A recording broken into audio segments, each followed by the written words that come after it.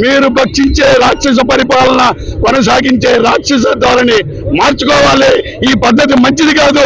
మా దళిత విద్యార్థినే కాదు, ఏ విద్యార్థినైనా కొడితే వాళ్ళ తల్లిదండ్రులు ఎంతో అల్లారు ముద్దుగా పెంచుకుంటారు. అలాంటి పిల్లలను మీరు వార్నింగ్ ఇవ్వండి. అవసరమైతే చట్టానికి వ్యతిరేకంగా వాళ్ళు పోతే మీరు అతనికి జరిమానా విధించండి.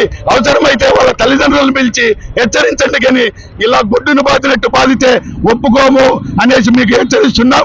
ఇంకొకసారి విద్యార్థుల మీద దాడులు జరిగిన ఏ రౌడీ పోలీస్ అయినా ఈ రకంగా ప్రవర్తిస్తే ఈనాడు మధుసూదన్ రెడ్డికి పట్టే గతే పడతాదని హెచ్చరిస్తున్నాం. వెంటనే మధుసూదన్ రెడ్డి సస్పెండ్ చేయాలి. మేము ఈ రోజు నుంచి 24 గంటల్లో మధుసూదన్ రెడ్డిని సస్పెండ్ చేయకపోతే హోమ్ మినిస్టర్ని కలుస్తాం. రేపే చంద్రబాబు నాయుడు గారు మన ముఖ్యమంత్రిని కూడా కలిసి ఆయన సస్పెండ్ చేసేంత వరకు అవసరమైతే మేము అసెంబ్లీ దగ్గర కూడా ఇదే నిరసన కార్యక్రమం తెలియజేస్తాం.